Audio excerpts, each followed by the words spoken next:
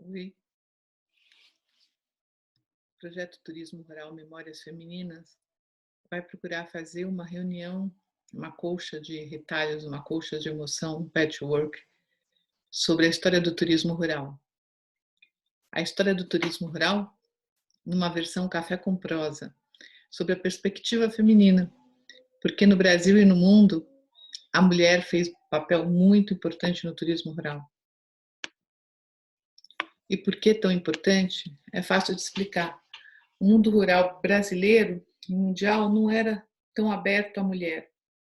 Principalmente aqui no Brasil, esse mundo não era um mundo fácil. Eu sou engenheira agrônoma, formada há 30 anos atrás, e o meu papel nesse universo rural era um papel que eu tinha que degladiar todo dia. O turismo rural abriu um espaço para mim, eu consegui enxergar em desenvolvimento territorial o turismo rural, e assim como muitas de nós mulheres do turismo rural, que enxergaram abrir a sua casa, receber como agregação de valor de renda da agricultura familiar, as mulheres da produção, como um fator de posicionamento, como um lugar para que a gente pudesse trilhar o nosso caminho, nos estabelecermos financeiramente. E hoje, depois de 30 anos de turismo rural no Brasil e no mundo, eu posso te dizer que já são a nova geração, os novos rurais, os filhos que saíram, foram estudar, foram fazer engenharia, administração, turismo, hotelaria, e hoje voltam para essas propriedades rurais produtivas e encaram essas duas áreas como duas áreas. Isso vai do sul do país, a agricultura familiar da Serra Catarinense, ao norte do país, das fazendas de gado e cavalos do norte do Brasil, como Roraima. Bom, historicamente, uma breve a minha história do turismo rural, né, o que eu sei o que eu vivi um pouco em turismo rural. A primeira grande minha primeira grande influência foi Minas Gerais, Carrancas. Naquela região, na verdade, a região do café com leite. A região do café com leite, sempre uma região muito fértil, muito forte. As propriedades rurais abriram as suas fazendas, inicialmente para visitação técnica, as pessoas iam lá ver café, ficavam, hospedavam. Depois, como uma atividade agrícola, como uma atividade produtiva de prestação de serviço de turismo. A minha, especialmente, vem em Carrancas, na região dos Cavalos, hoje um destino de ecoturismo pelas suas cachoeiras, pela sua água, que a propriedade rural Fazenda do Engenho abriu para receber as pessoas que queriam ver as feiras de cavalo e mesmo as cachoeiras da região, e que foi um primeiro grande ponto de turismo rural em Minas Gerais. Mas era muito comum as pessoas irem até a casa dos tios, dos amigos, dos avós, para passar o fim de semana. Então, a visita ao campo como uma atividade de lazer é muito antiga. O que nós temos de diferente é a visita ao campo como atividade empresarial. E aí nasce o turismo rural como uma prestação de serviço de turismo de qualidade.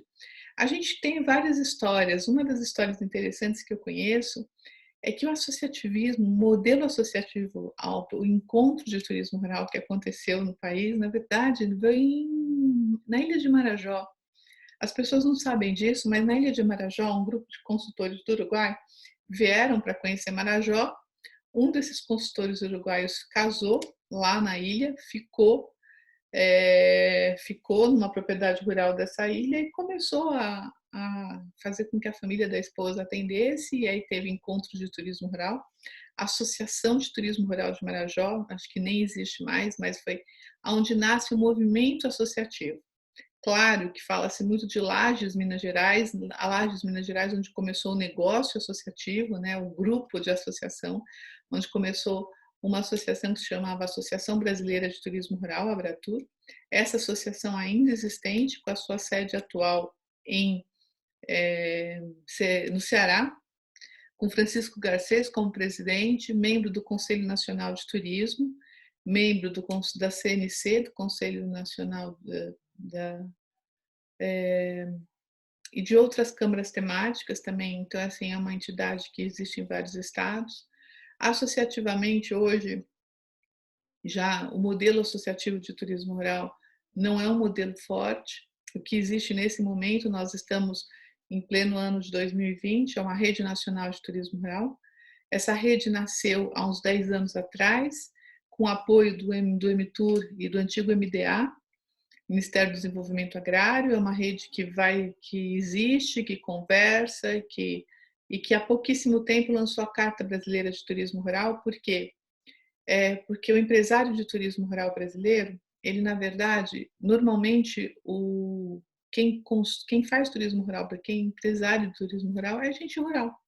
É gente do campo, agricultor familiar, proprietários rurais, que já com a sua seu CNAE, sua classificação, sua categoria de produtor, e que esta categoria não é aceita para prestação de serviço turístico. Então, o que tem que acontecer? Esta empresa, essa propriedade rural, que já paga os seus tributos, ela tem que abrir uma outra empresa, e aí uma empresa de turismo, no sentido da hotelaria, do restaurante, do lazer, da agência, da operadora, do receptivo, e de fato ela bitributa, ou seja, ela na mesma área, ela paga como produtor rural e ela paga como empresário de turismo. Durante muitos anos teve uma questão da Lei Brasileira de Turismo Rural, que permitiria ao proprietário rural adotar o seu número de turismo sem perder, por exemplo, na agricultura familiar, os benefícios da agricultura familiar. Nós chegamos muito longe nessa lei, foi uma lei que passou pela Câmara, passou pelo Senado Federal, foi aprovada, ou seja, mudou a lei agrícola do país como mais uma categoria de produção, né, do turismo. Só que, ao fim, quando foi para ser sancionada pela presidência, não foi sancionada uma parte, não foi sancionada exatamente essa parte de poder utilizar o seu número de produção rural. E isso foi uma coisa muito dura, porque voltamos à questão de não podemos nos cadastrar no Cadastur, que é o Cadastro Nacional de Turismo, via Ministério do Turismo. E agora, nesse momento, por exemplo, nós não temos um cadastro oficial, então nós não podemos nos oficializar. 90% do turismo rural não tem essa categoria, porque tem que bitributar no sentido das duas empresas, né, uma de turismo e uma de agrícola. Então, muitos optam pela informalidade. Eu falo que não é ilegalidade. Ilegalidade é quando tem uma lei e você não segue. Informalidade é quando nós estamos num hiato legal. Vai começar uma nova batalha frente a isso, vai começar um novo caminho, mas de fato, então, de realidade, de história, nós temos desde a força do turismo rural do Rio Grande do Sul, né, nós temos nessa série de memórias várias mulheres com as suas memórias do Rio Grande do Sul, desde os Pampas Gaúchos ao Morro dos Amores, Pelotas Colonial, a Grande Porto Alegre, a agricultura familiar, Rede Traf do Rio Grande do Sul, que é muito forte. Aí nós temos também, em Santa Catarina, Acolhida na Colônia, de Gilles de France, né, com alguns modelos da França de turismo rural, de comunidade, que é um modelo muito interessante, que há muito tempo que nasceu de uma estudiosa da Universidade de Santa Catarina, com o seu orientador, Thaís, e o seu orientador, que era o Feijão, um amigo idealizador de um novo rural brasileiro. E Thaís, uma estudante, uma estudiosa que foi à França, trouxe esse modelo e hoje articula uma rede de grande responsabilidade, de grande renome no país. Ainda com esse envolvimento com a França, e outros já indo para outros estados. Paraná Rural é a terra das cooperativas, né? Então nós temos sim um modelo de cooperativismo de turismo rural, a Coptur, vinculado a uma cooperativa, uma grande cooperativa holandesa, de gado, de queijo, e em Castro, hoje já em outros modelos, mas começou ali uma. E aí nós temos assim experiências de mulheres do turismo rural de Ponta Grossa, Cascavel, que começa as regiões lindeiras, né, ali próximo a Foz do Iguaçu, descendo o Rio Iguaçu, não só Foz do Iguaçu, as várias imigrações, várias correntes migratórias. São Paulo rural, São Paulo é turismo rural, São Paulo é a terra do turismo rural. São Paulo começou um pouco depois, porque pelo preconceito do passado, que hoje nós não mais temos, na cabeça do paulista, abrir para turismo rural era uma atividade porque a propriedade rural estava em falência e que precisava de uma rede. Não, não é. Na verdade, o turismo rural vem para mostrar o melhor da produção. Por esse preconceito, este preconceito estabelecido, São Paulo caminhou mais tarde, entrou para o turismo rural mais tarde, mas isso não quer dizer que não entrou forte. Então, dos casos, hoje nós estamos especialmente no Dia do Café, Nacional do Café, então tem projetos fantásticos de mulheres rurais também, do café ao cafezinho, do genoma à xícara. Isso, país, assim, o estado todo do noroeste paulista, o Showa, que traz um modelo fantástico de restauro, de arquitetura, de patrimônio rural. Bom, São Paulo, nesse projeto de memórias, a gente vai ver muitos estudos, muitas memórias interessantes sobre isso. E aí vai, se for para Rio de Janeiro, o modelo do Brejal, nossa, eu tive o prazer de viver um tempo, de passar um tempo lá, e é um modelo interessantíssimo que vem da agroecologia e também vem das pousadas de charme. Não, é difícil, eu tenho várias regiões aqui no Rio de Janeiro que eu não gostaria de esquecer. Silva Jardim, com o modelo das RPPNs e turismo rural, as áreas de proteção. Espírito Santo, nossa, Espírito Santo, desde as montanhas capixabas, né, do agroturismo das montanhas capixabas, mas outra região do Espírito Santo que me encanta muito é o Caparaó, né, ao lado dos parques estaduais e nacionais. Então, assim, o Espírito Santo é uma região muito intacta, né? Um estado muito intacto. O turismo rural combina perfeitamente com esta história. Interessante no Espírito Santo, na Pedra Azul, que um dos grandes apoiadores, né, visionários do turismo rural foi o engenheiro do Brasil, como se chamava, o Dr. Eliezer Batista, que tem propriedade naquela região e sempre enxergou o turismo rural como uma forma de valorização da região, preservação. Então, o turismo rural sempre teve mentes brilhantes, como o Dr. Eliezer, que eu tive o prazer de conviver e que me ensinou muito, né, sobre essa perspectiva. A gente pode ser rural, a gente pode ter orgulho e usar o turismo como uma ferramenta. Bom, Minas Gerais. Minas Gerais é a terra da onde eu vim, né? É da onde surgiu minha história no turismo rural. Na verdade, minha história do turismo rural, eu fui estudante de agronomia na Universidade Federal de Lavras, antiga Escola Superior de Agricultura de Lavras, e ali eu tive o prazer de, ao fim, ir fazer enologia em Portugal. Eu fui, na verdade, fazer vitivinicultura e genética vinícola de uvas. E aí fui para enologia e lá minha bolsa de estudo era muito pouca, meu orientador me conseguiu um trabalho no Douro, então ainda não Parque Internacional do Vinho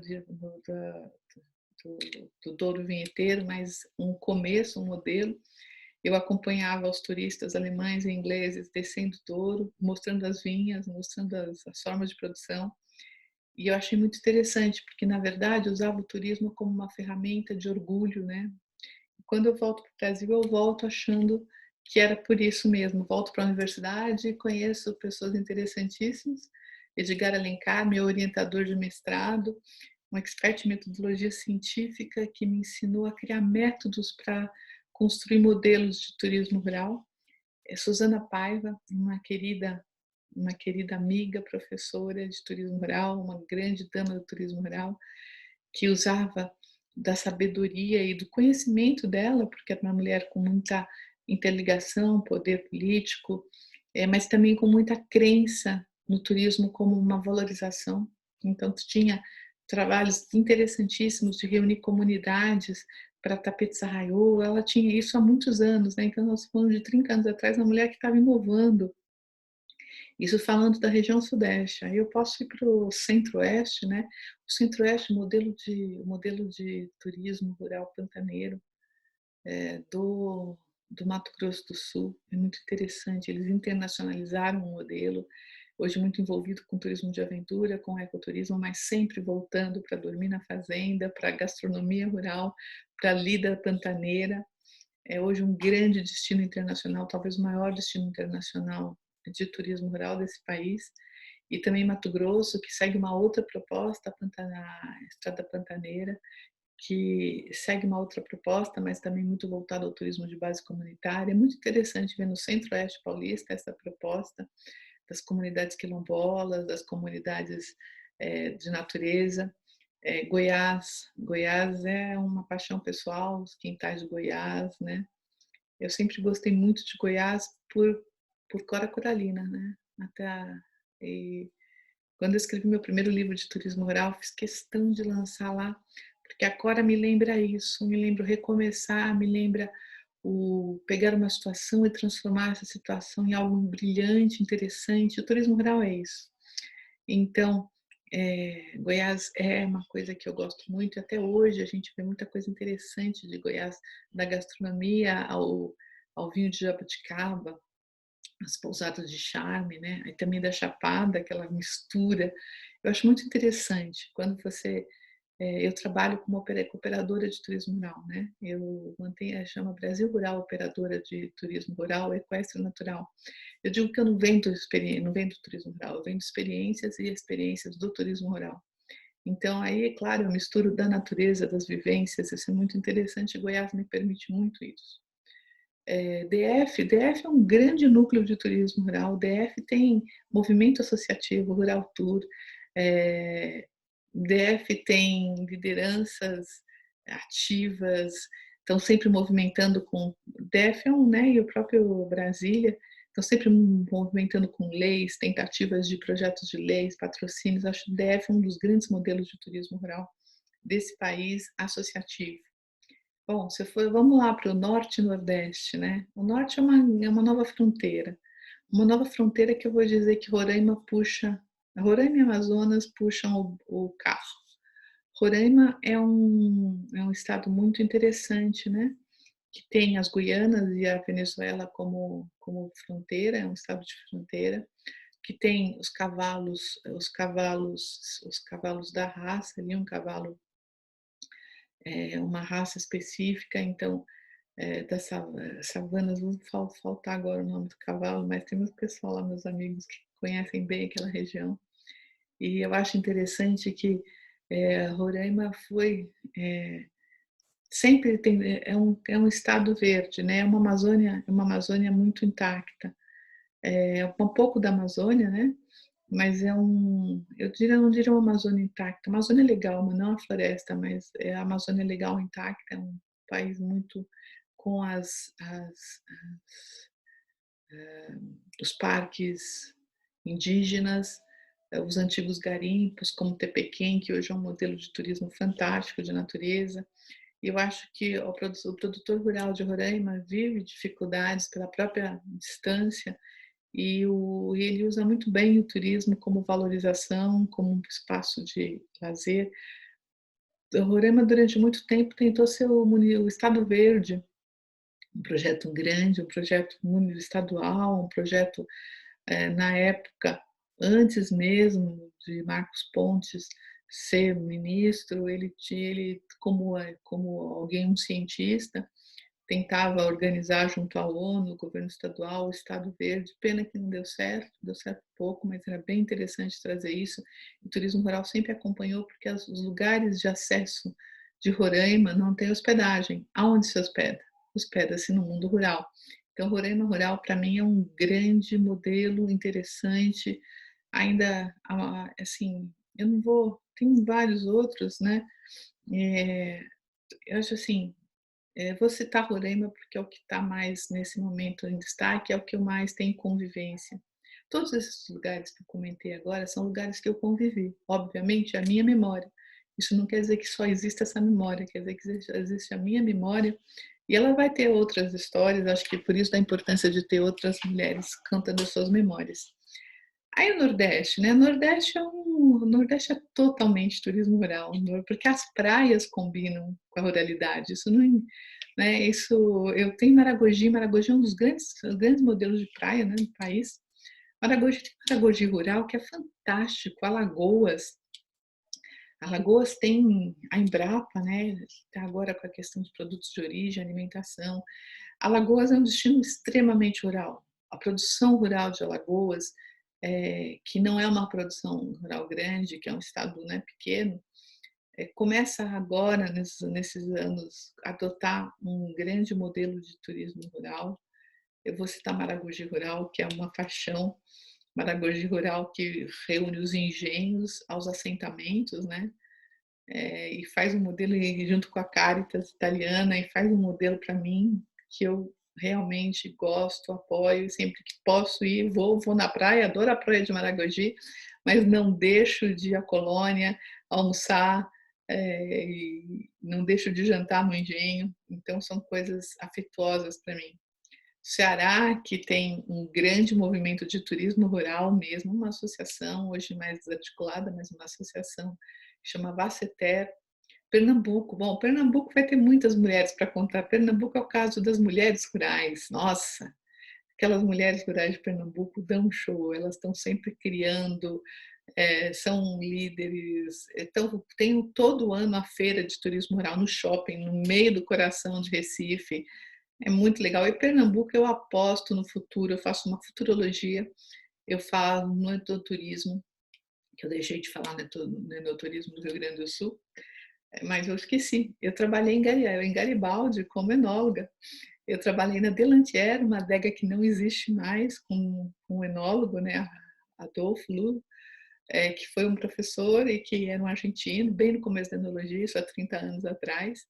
Então, aquelas serras gaúchas, para mim, eu comecei lá depois de voltar de Portugal. E é muito legal ter essa. Mas aquelas serras gaúchas, o enoturismo das serras gaúchas é um enoturismo que deu certo para brasileiro, porque é muito semelhante aos modelos internacionais. Mas em Pernambuco, ali na Petrolina e na Bahia, é um modelo de enoturismo muito diferente. Na mesma gleba, você encontra o coqueiro e a uva. Uma uva com grau brix, ou seja, uma uva com grande doce, insolação, e também com enólogos muito experientes que trabalham. Então, eu aposto nas visitas de enoturismo internacional nessa região, porque tem o Velho Chico e o São Francisco, que é de uma maravilha incrível, que é de uma beleza cênica maravilhosa. Tem as fazendas ao lado do Rio São Francisco, que eu aposto que virarão, sim, hospedagens rurais. Eu, cada vez que eu ando naquele rio e olho aquelas fazendas, nossa, quem sabe no futuro, talvez vocês vão me encontrar aposentada lá, uma daquelas propriedades rurais, abrindo para... Eu trabalho com turismo rural, mas eu não tenho uma hospedagem rural, né? Quem sabe? Eu acabe a minha história de trabalho lá. E aí, indo pelo mesmo Rio São Francisco, a gente tem que parar em Sergipe. Sergipe rural, Sergipe comunitário. Eu vou apostar que existe um grupo lá que mora no meu coração também, de jovens quilombolas, de uma comunidade que chama Bong, que eles estão montando um centro de gastronomia e de centro de memória do Rio São Francisco, pescadores e aquela região, acho que Sergipe rural vem com jovens comunitários muito. E aí me lembro de jovens comunitários, eu vou para Paraíba, né? Paraíba rural, que é de uma criatividade imensa, que tem assim de grandes engenhos a comunidades de base, que tem Cariri, é, que tem comunidades assim no semiárido. A Paraíba é turismo rural com criatividade, está com destaque hoje. É impressionante.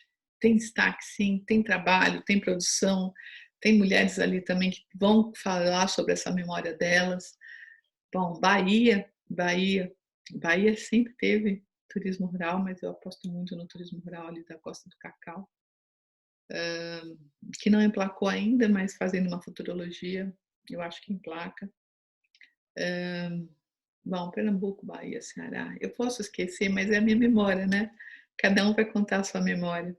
Então, esse é um pouco da história, da minha memória nessa colcha de retalhos desse projeto, que tem outras mulheres que vão contar suas histórias, e ao fim a gente vai reunir tudo isso numa bela colcha de patchwork, que vai construir a memória do turismo rural brasileiro.